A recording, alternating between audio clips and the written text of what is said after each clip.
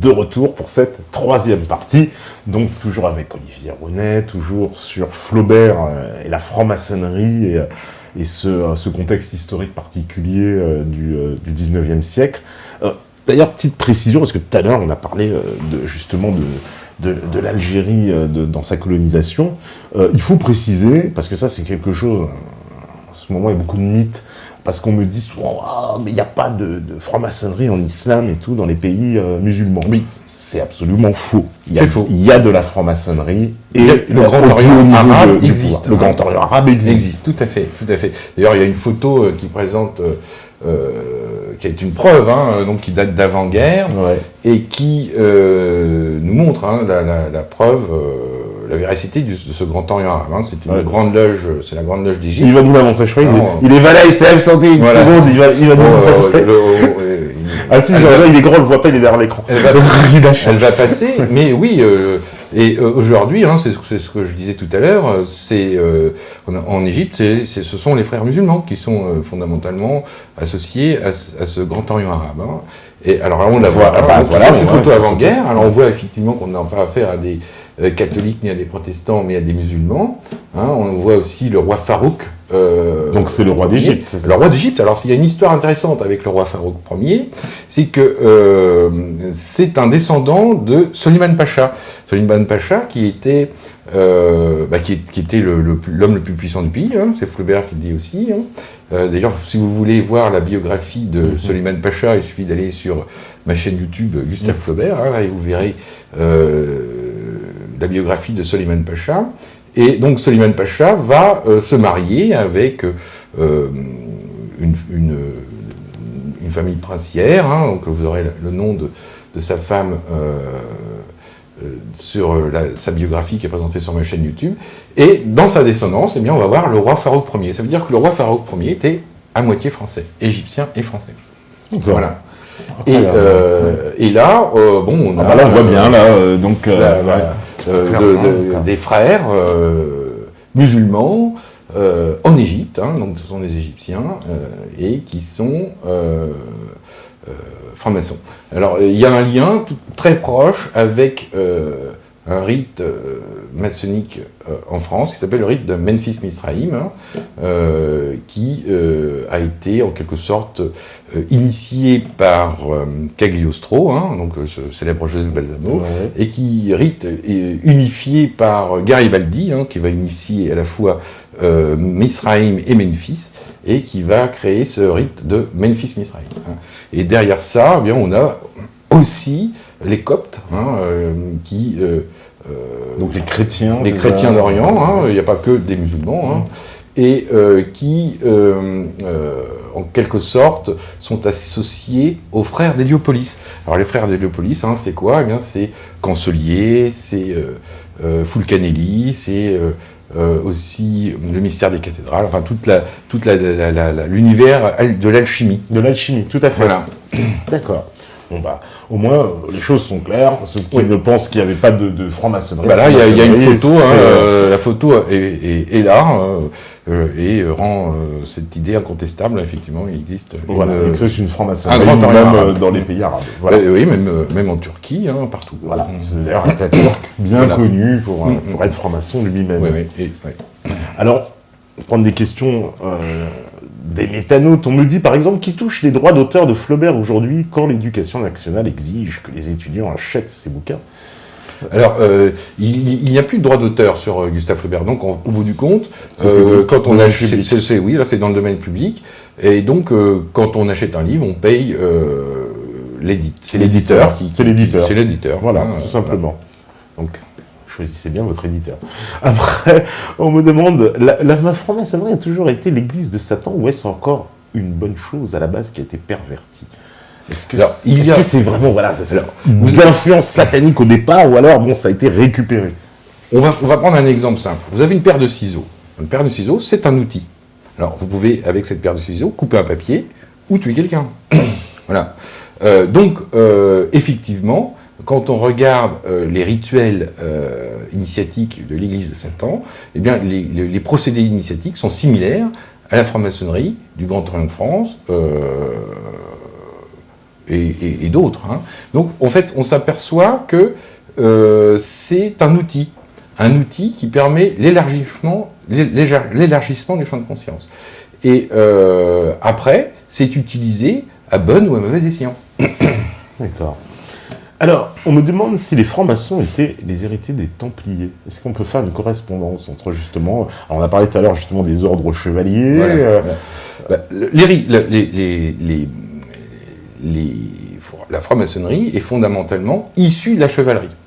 Et donc, entre autres, de l'ordre du Temple, hein, et tout particulièrement de la stricte observance templière. Mais elle est issue aussi de toute la doctrine ésotérique chrétienne qui était en quelque sorte transmise à travers les différents ordres de chevalerie qui étaient au service du roi.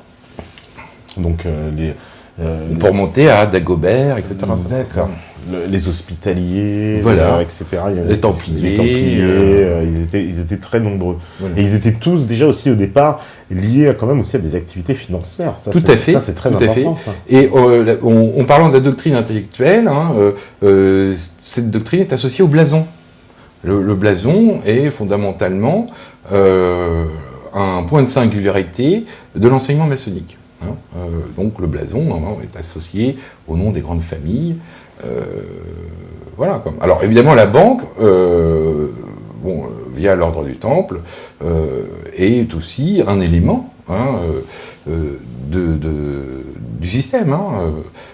À l'époque, ça permet les Templiers garder l'argent du pèlerin qui allait à Jérusalem et qui récupère son argent. Bien, ça s'appelle un réseau, ça s'appelle un système social, un concept d'organisation sociale. C'est un moyen de contrôler, de diriger et de mettre en place des idées politiques ou de faciliter telle ou telle chose. Ça aussi, ça. Donc on peut dire que les francs-maçons sont les héritiers un peu des Templiers, ça paraît. On peut dire que effectivement, il y a un héritage templier en maçonnerie. Tout à fait. Oui. Alors on me dit quelle est l'importance historique de la France pour cette organisation ? A-t-elle été un berceau exportateur ou un pays parmi d'autres ? C'est-à-dire, est-ce que la France a été un haut lieu justement de cette franc-maçonnerie qui a permis sa diffusion C'est comme je disais, c'est comme ce que j'ai dit tout à l'heure, c'est un outil qui permet de donner aux dirigeants, donc que ce soit des familles royales, que ce soit un empereur ou que ce soit un président de la République, c'est un outil qui permet de savoir ce qui se passe dans le pays. Hein. C'est un outil qui permet aussi, parce que les informations remontent, hein, de prendre des décisions politiques pour pouvoir faire au mieux, hein, étouffer des révoltes, prendre des initiatives, créer des lois, etc. Hein. Ça sert, c'est un outil. Hein. Donc, cet outil a été utilisé sous différents auspices. Hein. À une époque, aujourd'hui c'est la franc-maçonnerie, mais hier c'était autre chose. Et c'était aussi Éleusis, c'était aussi différents rites. Hein. Il y a le professeur Lozakmer donne une belle définition sur la mystique de ces mouvements. Il parle de gnose transhistorique, mais ce n'est pas qu'un système sacerdotal, c'est aussi un système de contrôle du pays. Hein. C'est d'une république, d'un empire, d'une royauté. C'est pour ça que, par exemple, tout à l'heure, on en a passé à la pause des images qui montraient une cérémonie en Afrique. L'Afrique, elle, est aussi, alors là, du nord au sud, complètement maçonnisée. Tous les présidents africains sont francs-maçons, ils ne cachent pas leur appartenance.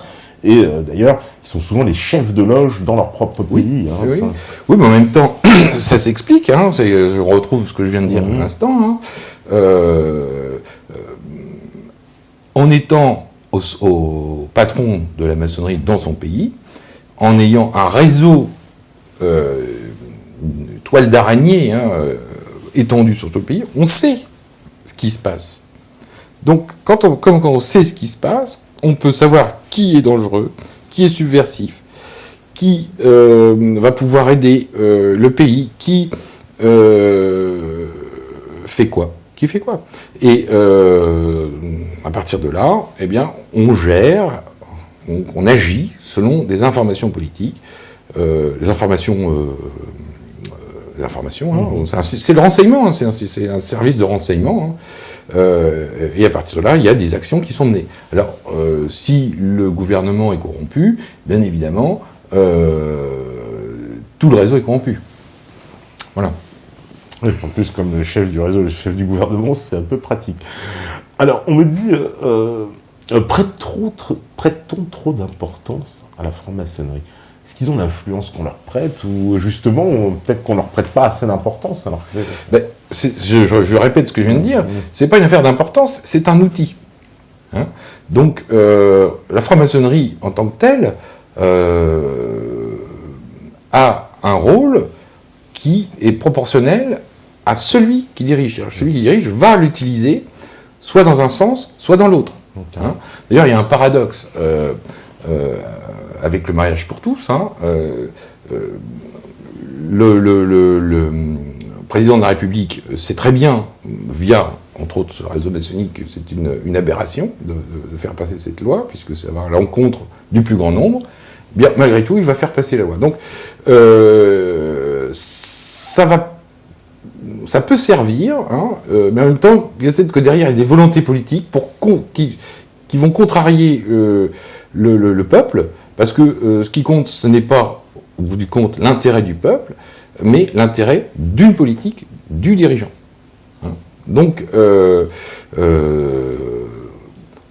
en tant que telle, la maçonnerie, s'il n'y a pas un pouvoir qu'elle va servir, ça n'est rien, hein, ça n'existe pas. L'intérêt de la maçonnerie, aujourd'hui, elle est associée au pouvoir. C'est le pouvoir qui l'utilise. Voilà. Alors, c'est pour ça que dans l'histoire Mariage pour tous, dans cette affaire, on a vu tous les pays au même moment proposer la loi. Parce oui, que donc ça veut dire qu'il y a un consortium international. Hein, et qu'on se moque de l'intérêt général, et même en ayant l'information, hein, parce que le président de la République avait l'information qu'a priori la pilule passerait mal, parce qu'il a à son service la franc-maçonnerie. Hein, la franc-maçonnerie ne peut pas être hors la loi.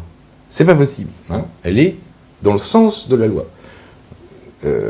D'ailleurs, pour être franc-maçon, il ne faut pas avoir de casier judiciaire. Il faut être libre et de bonnes mœurs. Hein. Donc, malgré l'information qu'il a eue de l'opposition du peuple quant au passage de cette loi, il l'a quand même fait passer. C'est-à-dire qu'il y a des volontés politiques qui ne sont pas en faveur du plus grand nombre. Hein, malgré, et à partir de là, on peut se poser la question de la validité d'un quelconque humanisme au sein de la franc-maçonnerie. Hein, la franc-maçonnerie n'est pas faite pour être humaniste, elle est faite pour être au service d'eux. D'accord. C'est un peu ce que nous disait d'ailleurs Thierry Messant, qu'on avait reçu pour parler de la franc-maçonnerie. Il disait que c'était une coquille vide, et c'était tout ce qu'on mettait, voilà, qui dirige, et c'est ça qui allait faire la chose. Il disait la même chose. Alors, on me dit aussi, les Russes ayant récupéré les archives de la franc-maçonnerie qui étaient à Paris lors de la Seconde Guerre mondiale, ceux-ci n'ont pas de secret les concernant qu'ils pourraient utiliser contre eux. Et il met la source. C'est une source France Inter. Voilà. Y a une franc-maçonnerie russe, hein, c'est toujours le même principe. Ils auraient les archives de la franc-maçonnerie qui étaient à Paris pendant la Seconde Guerre mondiale. De toute façon, à partir de là, comme c'est un réseau de renseignement, on peut imaginer qu'ils ont accès à tout. Hein, quand j'ai parlé tout à l'heure de Grossier, hein, qui donne les noms des francs-maçons à la police de Pétain, voilà quoi, hein, parce qu'il n'a pas le droit, en tant que grand maître du Grand Orient, il ne peut pas être hors la loi. Donc si la loi sait de supprimer la maçonnerie, ils sont obligés de donner les noms, de faire allégeance, parce que ce ne serait pas dans les règles, hein, de la franc-maçonnerie. Et donc, à partir de là, de toute façon, on est sur un effet réseau, donc la maçonnerie russe, la maçonnerie du Grand Orient arabe, la maçonnerie du Grand Orient de France, la maçonnerie d'Angleterre, etc. Même s'il y a des luttes internes pour prendre le contrôle du réseau, l'information circule. Voilà, là on voit les images par exemple d'Africains qui font une cérémonie maçonnique. C'est un peu un mélange des genres, des fois on a l'impression. Alors, on me dit, les chevaliers du Temple et l'ordre du Temple, les héritiers de Jacques Molay, ils sont toujours présents en tant que Templiers, indépendamment des autres sociétés secrètes. Il y en a qui disent ça, que les Templiers aujourd'hui forment une société secrète. Oui, alors moi j'ai très bien connu le grand maître de l'ordre du Temple, qui était aussi franc-maçon, martiniste, etc. etc. Il n'y a pas vraiment d'autonomie dans la mesure où l'organisation... Il faut savoir que toute association de loi de 1900 est contrôlée par la police. Et au sein... et ces organisations sont reliées entre elles. Et il n'y a pas vraiment d'autonomie de l'ordre du Temple, via la franc-maçonnerie, via ceci, via cela. On est dans un effet réseau. C'est comme les réseaux d'affaires. Vous êtes dans le club commercial de votre ville. Eh bien, par rapport à l'effet réseau, vous allez le retrouver dans le club commercial qui rayonne un peu plus grand. Et puis, à partir de là, vous allez le retrouver à Paris, au siècle, entre autres. Il y a un réseau et un effet réseau. Et l'effet réseau, c'est qu'un réseau interpénètre tous les réseaux. Et la franc-maçonnerie, ainsi que différents mouvements annexes, sont liés par l'effet réseau. D'accord. Alors on me dit, tous les grands écrivains dont vous avez parlé, qui s'avèrent être francs-maçons, ne sont-ils pas justement reconnus de nos jours pour leur appartenance à la franc-maçonnerie, alors que d'autres tout aussi talentueux sont tombés dans les oubliettes de l'histoire? Tout à fait, tout à fait. Oui, c'est un peu étonnant, que c'est vrai que c'est quand même les noms principaux, quoi. Je veux dire, quand on cite, de Alexandre Dumas, Chateaubriand, Balzac, Georges Sand, Baudelaire, enfin, là, comme on dirait, c'est la crème de la crème, quand même, quoi. Et donc, elle peut avoir raison que, franchement, il y en aurait d'autres, finalement. En fait, je pense que l'œuvre majeure de la lecture française se trouve aujourd'hui dans les manuscrits. C'est-à-dire que celui qui a le flair et qui va commencer à chiner dans les manuscrits va trouver des trésors. Ouais. Alors, on me dit, que pensez-vous de l'intérêt qu'a la franc-maçonnerie pour l'alchimie? Alors, l'origine de la franc-maçonnerie est fondamentalement l'alchimie. L'origine... on ne va pas remonter à l'aube des temps, j'en ai parlé tout à l'heure, c'est les Stuarts. Les Stuarts sont détenteurs d'une connaissance alchimique. D'ailleurs, il y a une série, un film qui a été monté par rapport à cette réalité historique, c'est les Highlanders. Les Highlanders, entre autres, le héros est un Écossais. Ouais, tout à fait. Et donc, c'est inspiré un peu de cette théorie. Donc, l'immortel, c'est quoi? C'est la pierre philosophale, c'est celui qui accède à l'immortalité, celui qui découvre la pierre philosophale. Et effectivement, l'alchimie est associée à la franc-maçonnerie via la médecine, parce que l'alchimie est associée à la médecine. La médecine, c'est quoi? C'est la chirurgie, c'est la pharmacopée, et c'est la magie. Donc ça vient d'Hippocrate. Le serment d'Hippocrate. Et Hippocrate, il a appris la médecine où? Il a appris en Égypte, à Alexandrie. Voilà. Donc, on voit la filiation. Et le point central de la franc-maçonnerie, c'est la médecine, et donc l'alchimie à la base, et la recherche de la pierre philosophale. Voilà. Et c'est pour ça qu'on dit, et ça c'est que ceux qui tiennent les clés de la maçonnerie se comptent sur les doigts de la main. C'est ce que dit Flaubert, 300 ou 400 par siècle. Et que le plus grand nombre est à l'écart, on parle de la franc-maçonnerie, est à l'écart du secret, du réel secret maçonnique. C'est-à-dire que sur 100 maçons, il y en a un. Il y en a un, en fait, qui a une réelle et encore, on pourrait peut-être même dire 0,5. C'est une partie infime. Alors, on me dit, que pouvez-vous nous dire sur les liens entre la franc-maçonnerie et la philosophie des Lumières, Alors, c'est très intéressant, parce que le rite de Gustave Flaubert, c'est le rite écossais philosophique. Hein, donc, il y a un lien avec le mot philosophie, sauf que ce lien, via l'alchimie, devient philosophal. Et si on reste de manière puriste, sans faire de politique, via la franc-maçonnerie, on est sur une recherche philosophale et non pas philosophique telle qu'on l'entend aujourd'hui.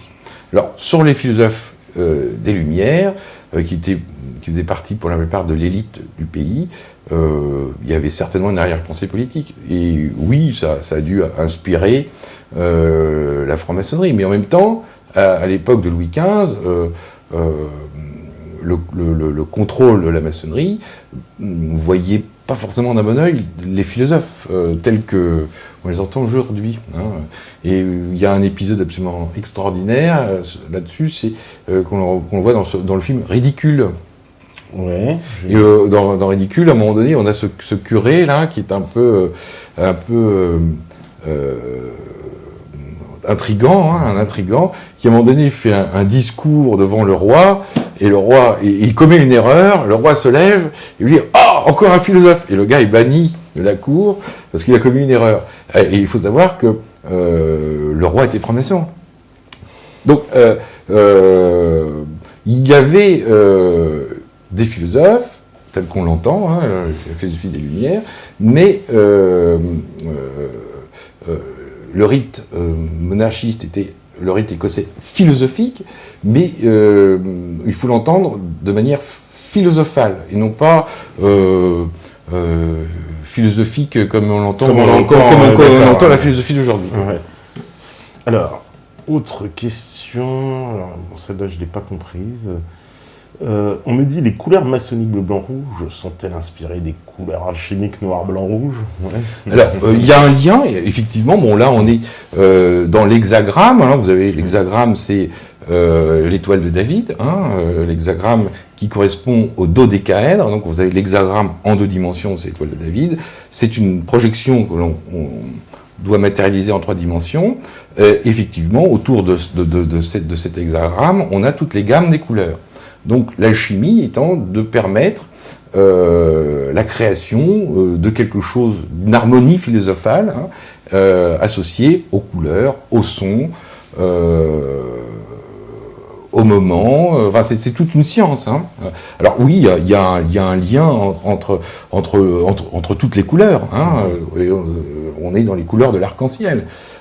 Alors le bleu, blanc, rouge a ceci de particulier qui est associé au mitraïsme et au lever du soleil jusqu'au coucher. Alors il y a aussi cette photo qui est très intéressante, qui est derrière le livre. Ouais. On voit que effectivement c'est lié aussi à la chaleur, à des lois naturelles qui touchent tout le monde, hein, et qu'on retrouve effectivement ici sur le costume de Gustave Flaubert. Hein, vous voyez, hein, bleu, blanc, rouge et orange. Là, il nous met la Tour Eiffel. Alors, la Tour Eiffel, alors, la Tour Eiffel, Gustave Eiffel aussi était franc-maçon. Ah bah, est-ce qu'on peut imaginer que la Tour Eiffel, ça symbolise une pyramide? Ah, ça, j'en sais rien. Non. Parce que c'est quand même extraordinaire que les 2 monuments les plus emblématiques pour la France et les États-Unis d'Amérique, c'est la Tour Eiffel et la Statue de la Liberté. Et ces 2 monuments qu'on pourrait dire d'inspiration maçonnique. Bah oui, parce que la tête de la Statue de la Liberté, c'est une divinité mitraïque. Voilà, c'est une divinité mitraïque, donc qui apporte la lumière. Voilà, en plus, il y a tout le concept porteur de lumière, Lucifer, etc. Exactement, oui. Ouais. Alors, il y a un truc très intéressant par rapport à Lucifer, c'est au niveau. Alors là, on est dans la construction des cathédrales, et souvent, entre autres à Rouen, on a le gros horloge. Alors, le gros horloge, c'est quoi? Alors, c'est une espèce de passage, comme ça, un arc. Vous avez au milieu du gros horloge une horloge astronomique. Une horloge astronomique. Le mécanisme de cette horloge astronomique se trouve dans une tour. Et cette tour est associée à Marie-Madeleine. Alors, au pied de la tour, vous avez une source. Et, évidemment, la tour, dirigé vers le ciel. Bon, ça, le mécanisme est à l'intérieur de la tour. Alors la tour, c'est Marie-Madeleine, c'est aussi le féminin. Hein. Le royaume souterrain, associé à Lucifer, au porteur de lumière, et le ciel. Et qui va transmettre la bonne nouvelle aux apôtres, via la résurrection du Christ? C'est Marie-Madeleine. Donc, tout ce processus du sacré, donc, qui relie la terre au ciel, donc la victoire de la vie sur la vie sur la mort, associée à la personnalité du Christ, on la retrouve dans ces architectures sacrées, avec la tour de Magdalène, hein, qui est associée à cet événement où le Christ se présente à Marie-Madeleine, elle va pour le toucher, il lui dit « ne me touche pas », et il lui donne cette mission de transmettre aux apôtres sa résurrection, et à partir de là, les apôtres reçoivent la lumière. Alors, il faut savoir que la première personne qui va rencontrer le Christ après sa résurrection, c'est sa mère. Hein? Et on retrouve cette idée, d'ailleurs, dans le nom des loges, des premières loges, hein, on ne parlait pas de loge-mère, mais on parlait de mère-loge. Hein, mère-loge. La mère, on la retrouve aussi sur cette tour de Magdalène. Hein, d'où cette idée qu'a priori, il y aurait une mère associée au Christ. Donc là, on retrouve aussi Rennes-le-Château, on retrouve tout cet univers mystique que Flaubert maîtrisait parfaitement, est associé au féminin. Hein, et on retrouve ça dans les architectures sacrées. Donc Lucifer, maître du monde souterrain, hein, et la victoire sur la mort, et Marie-Madeleine qui est cette personne qui va être le lien entre la bonne nouvelle et la diffusion de cette bonne nouvelle. Donc le Christ sauve le monde en utilisant une femme, la mère. Voilà. Alors, on me demande si il était exact que les Illuminés de Bavière ont fait tuer l'archiduc François Ferdinand pour démarrer la Première Guerre mondiale. Alors là, c'est tout à fait possible. Parce qu'il y a des informations dans ce sens, hein, parce que qui avait tué l'archiduc, il semblait-il, était franc-maçon. La secte des Illuminés, hein, est associée à un mouvement alchimiste qui est bien antérieur à d'Andrés Hope. Hein.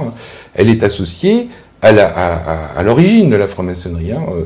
Cette franc-maçonnerie reconstruite par Louis XV, elle est à Marseille, donc la mère loge de Marseille, mais elle est aussi à Avignon, où il y a les Illuminés d'Avignon, et les Illuminés de Bavière, les Illuminés en Italie.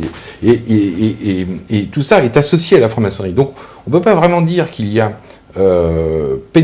infiltration des Illuminés via la maçonnerie, puisque c'est un seul et même réseau.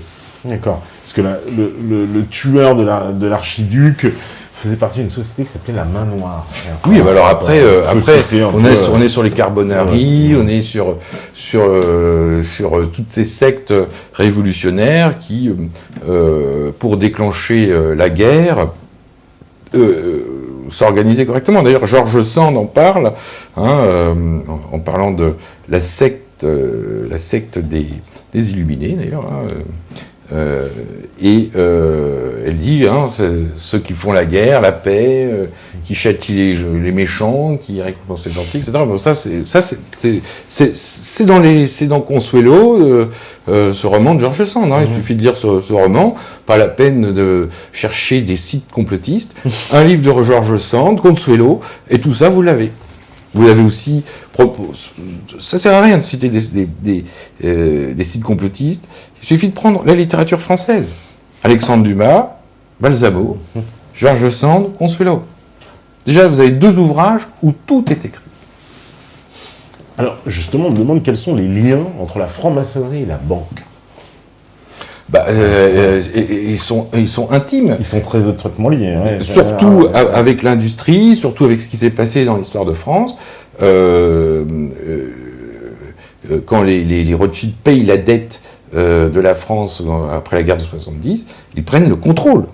Ah oui, parce qu'après d'accord. Après la guerre de 70, la France doit signer la paix avec l'Allemagne, et dedans, évidemment, l'industrie et la banque, quand elle devient le patron, hein, elle prend le contrôle du réseau. Hein. Alors, si demain, on se retrouve avec un autre mode politique ou une autre forme de pouvoir, ce sera ce pouvoir qui prendra le contrôle. Mais aujourd'hui, oui, puisqu'on le sait, c'est l'argent qui dirige, hein, oui, c'est la banque qui a pris le contrôle du réseau. Et on l'a déjà avec cette histoire qui apparaît après la Première Guerre mondiale, qui correspond d'ailleurs à cet événement où les archives du père Enfantin sont accessibles au public, à ce moment-là, parce qu'avant c'était gardé secret.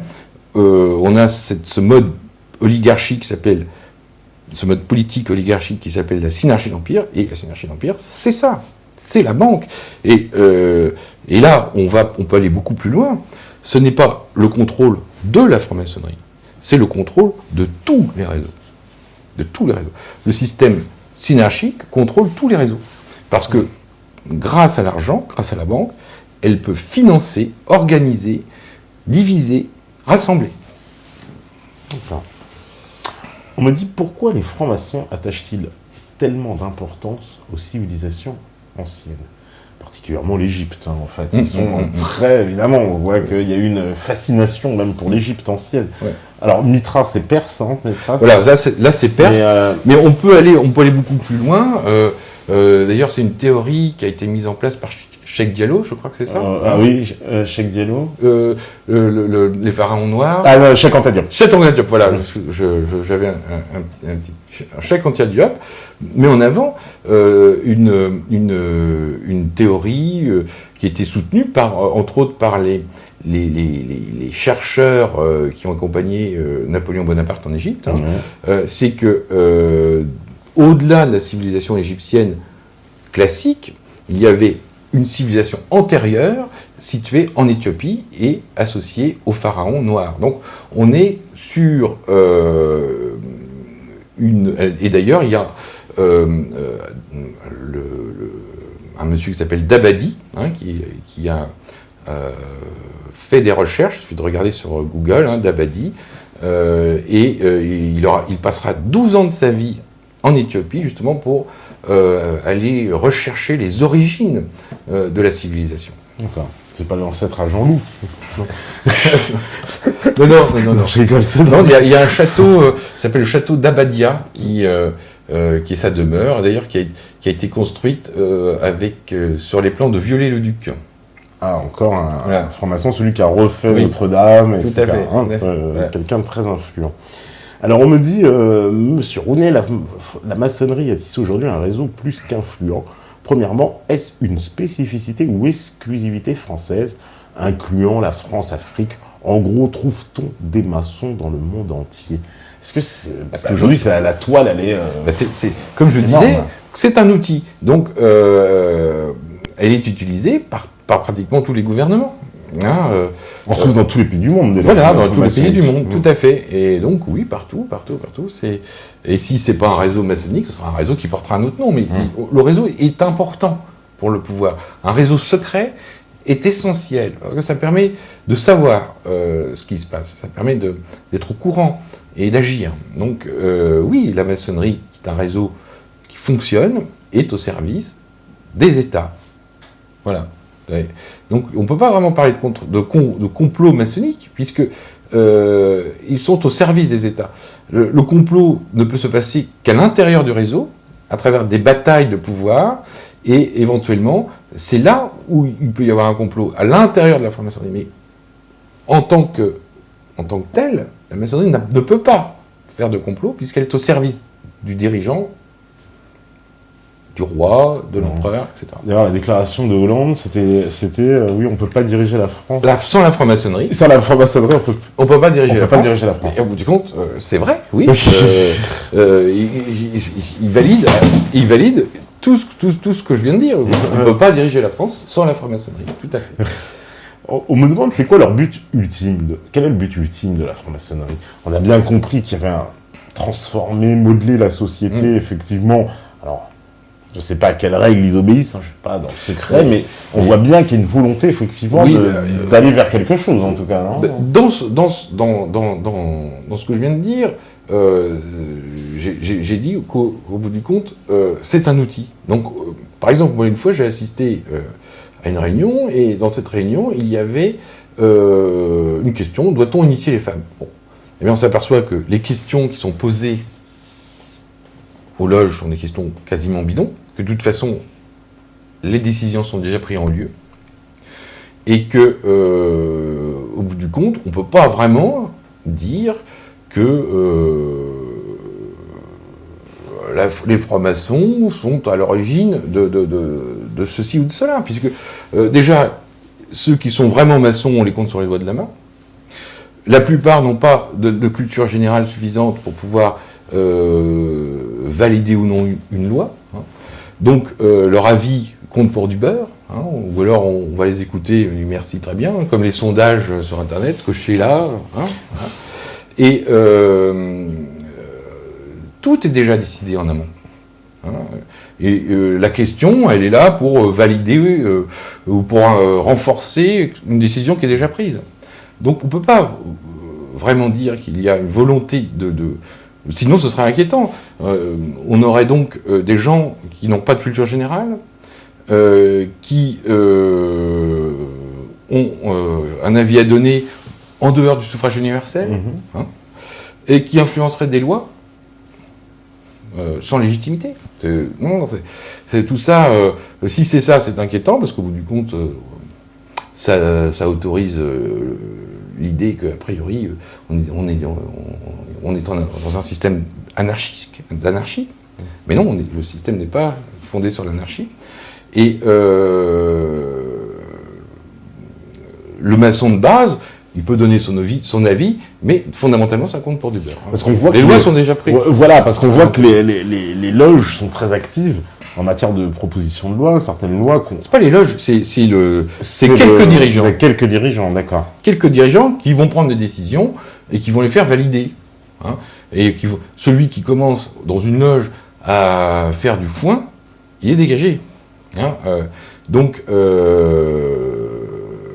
les décisions sont déjà prises par une oligarchie. Hein, j'ai expliqué le mécanisme tout à l'heure. Et ceux qui sont autour, dans les différentes loges de France, qui vont donner un avis, s'ils commencent à être un peu trop pervertis ou subversifs,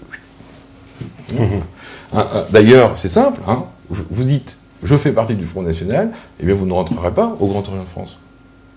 Ah bon? Ils font de la discrimination comme ça? Voilà, il y a une discrimination politique au sein du Grand Orient de France. Parce que toi, il y a des francs-maçons au Front National quand même. Oui, mais pas au Grand Orient. Ah d'accord, parce que Maître Collard, c'est oui, tout à fait. Certains, mais le Grand Orient de France, le Grand Orient de France est une fédération du Parti Socialiste. Donc en tant que le Parti Socialiste, haut et fort, va... on a vu Daniel Keller.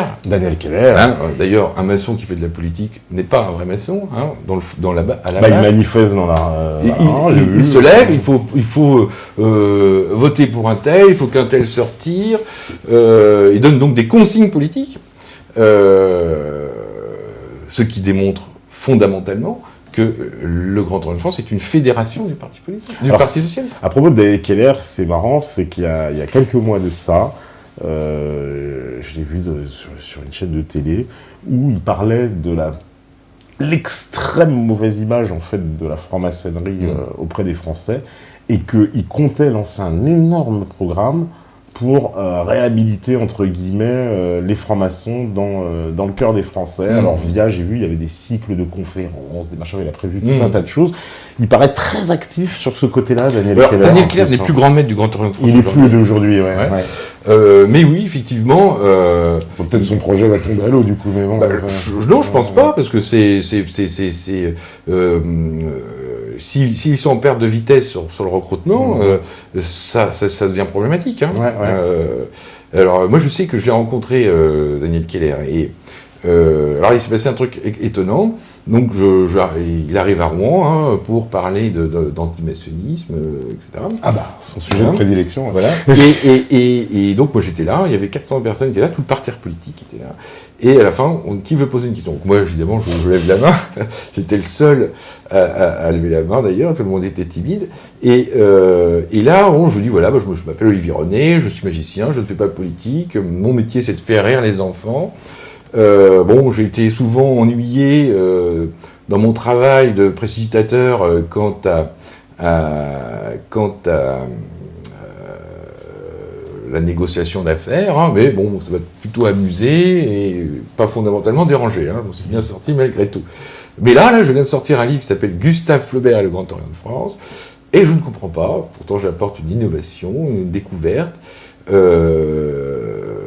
Mon livre est interdit de vente dans toute la ville, sauf à la librairie d'Hadès, qui est une librairie musulmane. D'ailleurs, je remercie la librairie, j'en profite pour remercier la librairie d'Hadès de vendre mon bouquin encore aujourd'hui, à Rouen. Et là, stupeur. Donc, il y avait un monsieur, dont je ne citerai pas le nom, qui me connaît bien, et qui dit « Oh, monsieur René, on vous connaît, vous êtes un artiste, vous avez beaucoup d'imagination, et fondamentalement, je pense que vous fantasmez. Alors, je ne peux pas le prouver, mais vous fantasmez. Très bien. Bon, je ne sais pas... normal. Facile, il n'a pas prouvé, mais vous fantasmez. C'est facile. Ça s'appelle bien joué. Il n'y a rien à redire. Et là, Daniel Keller, qui lui ne me connaissait pas, se dit quoi, Flaubert franc-maçon, c'est pas possible et tout. Donc il se questionne. Et puis c'est quand même un monsieur qui a de l'empathie et de l'intelligence, qui a une ouverture d'esprit. D'ailleurs, c'est lié à son initiation. Et il comprend tout de suite que ce que je dis est vrai. Et là, il lance le pavé dans la mare, il dit « Monsieur René, le Grand Orient de France va publier votre ouvrage. » Alors là, tout le monde se lève, il dit « Bravo !» tout, sauf le maire de Rouen, qui lui fait un malaise.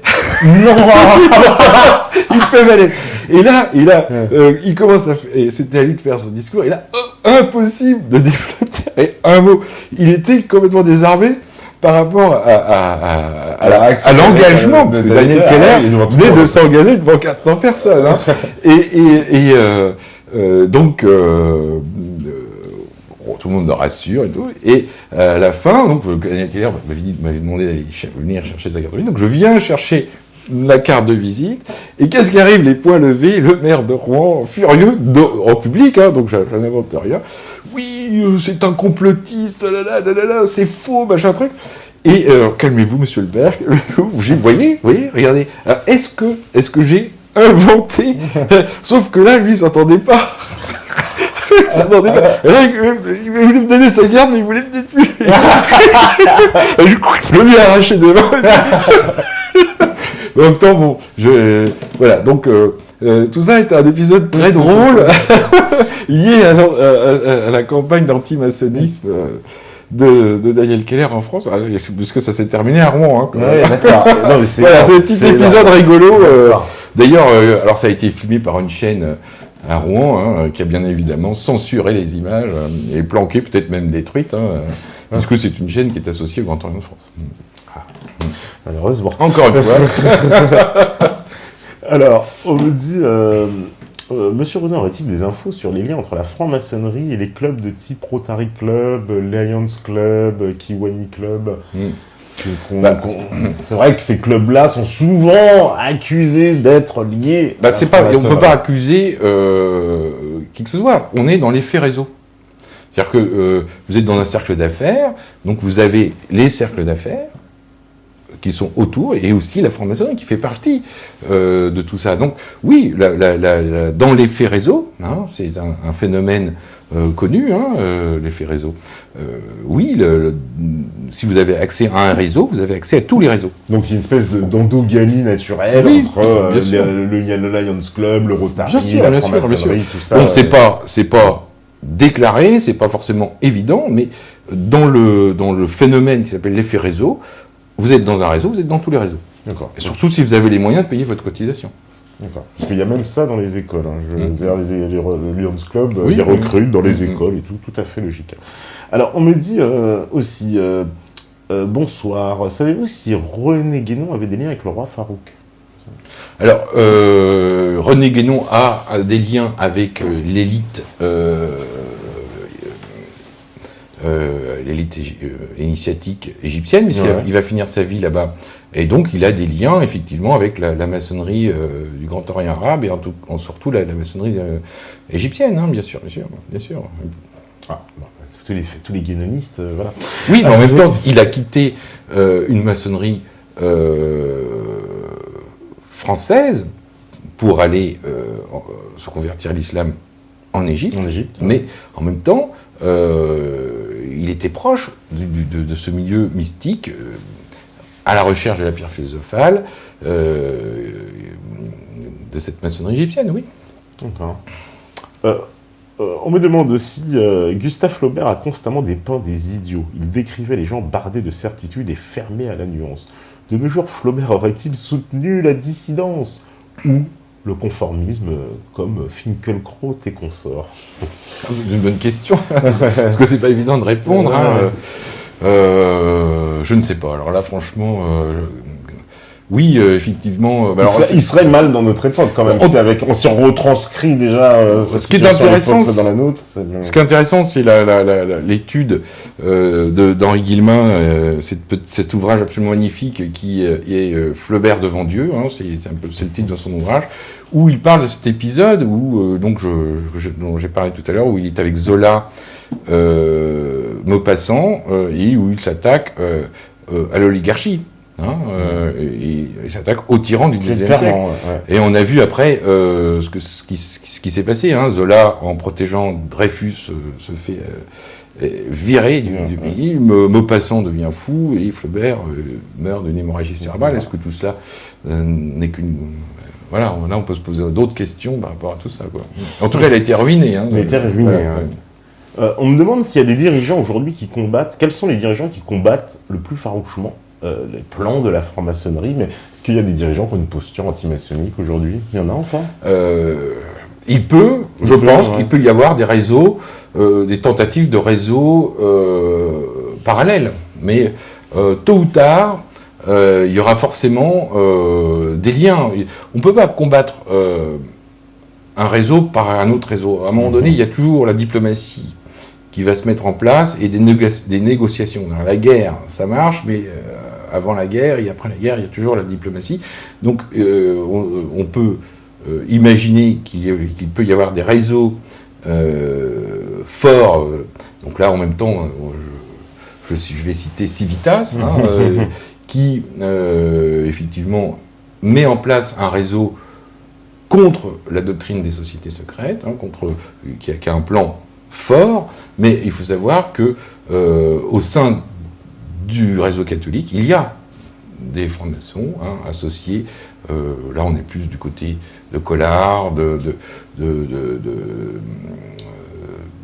d'une franc-maçonnerie associée au rite écossais rectifié et qui défend des doctrines politiques associées au catholicisme. Donc, à un moment donné, même si tout se mélange un peu, Civitas demain prend le pouvoir, il sera obligé, même s'il interdit ses réseaux, de composer avec les catholiques, puisque il défend le catholicisme.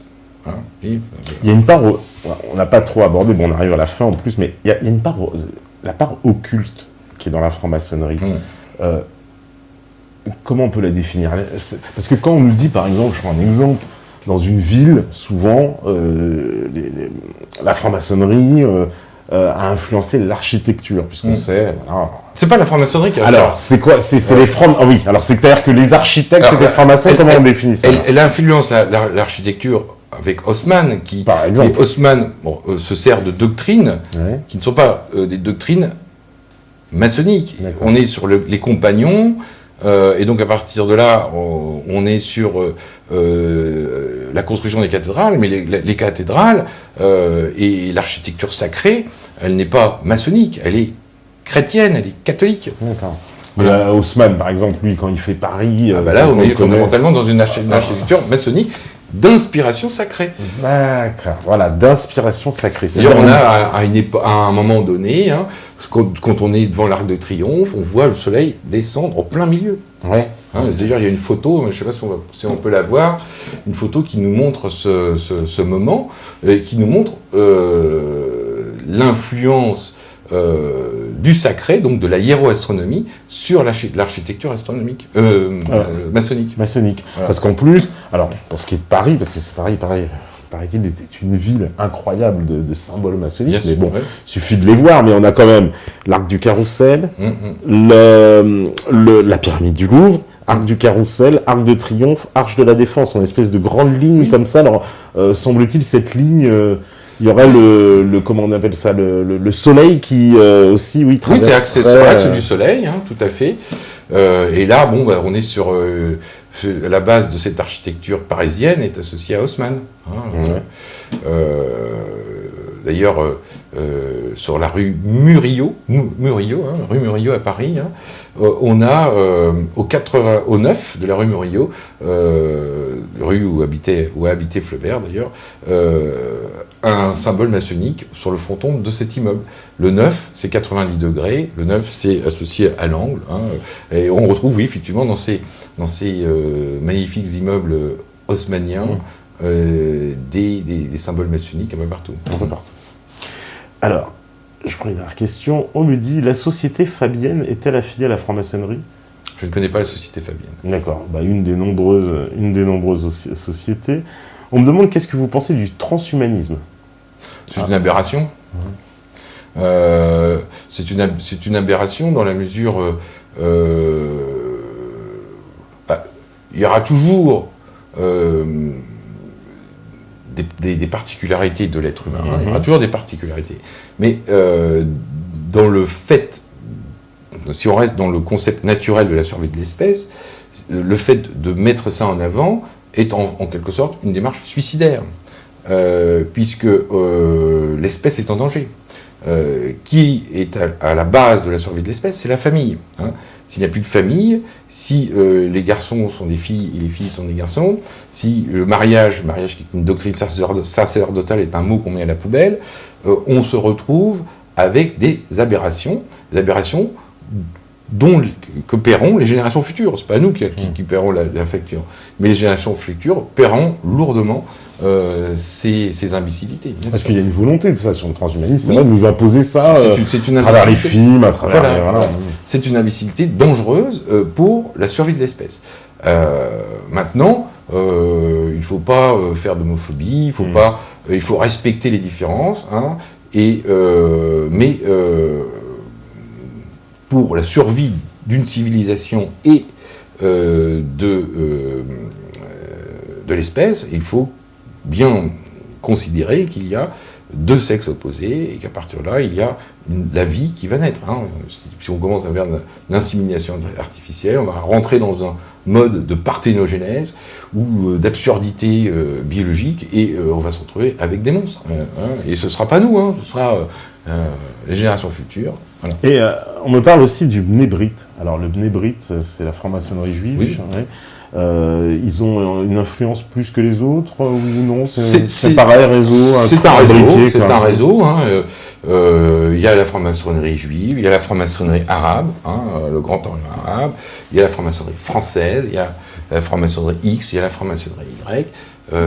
Mais tout le monde travaille ensemble, c'est ça en fait. Il y a un effet réseau. Convergence. Hein. Et d'ailleurs, on peut retrouver des paradoxes, parce qu'il y a aussi des francs-maçonneries d'extrême droite, hein, il y a des francs-maçonneries d'extrême gauche, et dans l'effet réseau, ils peuvent se retrouver ensemble. C'est ça qui est rigolo. Ouais, Mélenchon, Marine Le Pen. Voilà, exactement. Ce sera le beau cadeau des francs-maçons, en tout cas. Eh ben, merci beaucoup, Olivier Rounet. Voilà le livre, je rappelle, donc il est en vente partout. En plus, il y a... Alors, il n'est pas en vente partout, il est en vente sur Amazon.fr. Hein. Là, on peut le retrouver.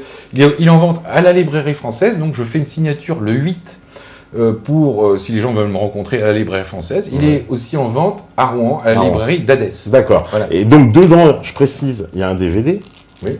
Et en plus, il y a les QR codes. Voilà, Très- c'est ça. alors, C'est plus qu'un ouvrage, c'est Voilà. un multimédia. Donc, Exactement. il y a donc ici ce DVD, qui est la conférence que j'ai présentée au musée Flaubert sur le saint-simonisme en Égypte. C'est à voir avant la lecture du livre, et pour commencer chaque chapitre, eh bien, il y a un lien internet, soit via QR code, soit via soit via un QR code, soit via l'adresse, un lien. Et le film va aider à la compréhension, du texte, aider ou apporter une information complémentaire. Voilà. Donc c'est plus qu'un livre. C'est un nouveau livre. C'est un nouveau genre de livre, on va dire. Voilà. Donc avec de l'internet, DVD, etc. Il y a l'image animée, quoi, dans le livre. Voilà, tout à fait. Eh ben, merci beaucoup. C'est très gentil de m'accueillir. D'ailleurs, je précise, il y a 3 volumes, ça c'est le premier. Alors voilà, il y aura même 4 volumes. Il y en aura même 4 au bout. Le premier, c'est Gustave Flaubert, le Grand Tour de France. Le deuxième, c'est le Voyage en Égypte de Gustave Flaubert. Le troisième, c'est l'enfance initiatique, l'enfance initiatique de Gustave Flaubert. Et le cinquième, c'est Gustave Flaubert et la religion des Égyptiens, où je montre, je mets en avant un document qui donne les clés du culte de Mitra. Voilà. Et ben encore l'occasion de se revoir. En tout cas, merci beaucoup. Merci à vous. Au revoir à tous les métanautes. Au revoir à la régie. Au revoir à tout le monde qui nous regarde. On se retrouve normalement mercredi, si tout va bien. En plus, mercredi, on va reparler de Adolphe Thiers et de John Law avec Pierre Jovanovic. Donc, on va revenir encore sur Adolphe Thiers. En tout cas, vous savez très bien que forcément, si vous écoutez ce message, c'est que vous êtes la résistance. Ciao, ciao tout le monde.